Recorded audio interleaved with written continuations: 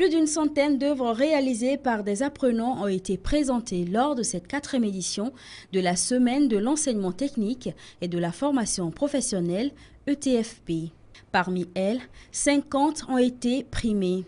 Des prix pour encourager le talent des apprenants, mais aussi à les inciter à plus d'innovation et de créativité.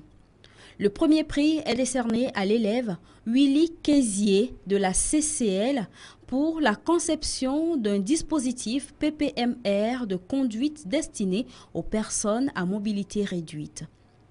Les 2e, 3e et 4e places sont remportées par les apprenants du collège militaire et Yadema de Kara.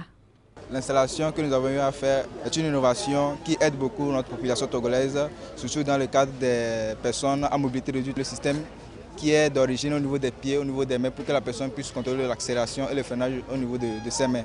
Donc c'est un dispositif qui est entièrement métallique, qui a une très longue durée de vie et qui est très facile à utiliser.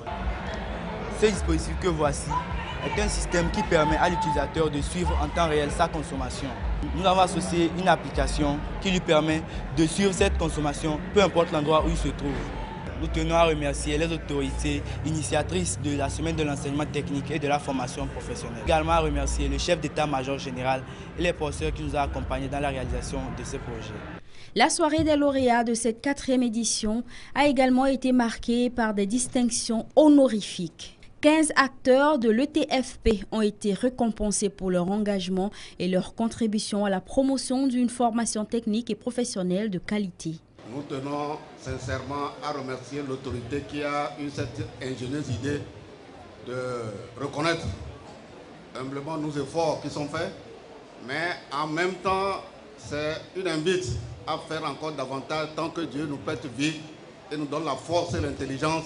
On doit continuer de contribuer pour la cause de l'éducation et c'est à ce travail que nous sommes appelés. Un moment mémorable qui n'a pas laissé indifférent le ministre de l'enseignement technique de la formation professionnelle.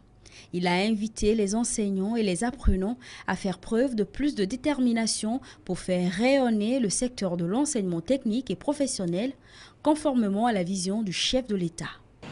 Mettre en œuvre la politique du gouvernement de faire en sorte que le pays forme des compétences qualifiées et qui peuvent bâtir, c'est bien sûr le président de la République qui a une véritable vision. Faire en sorte que l'enseignement technique soit au cœur de sa stratégie en offrant des formations de qualité.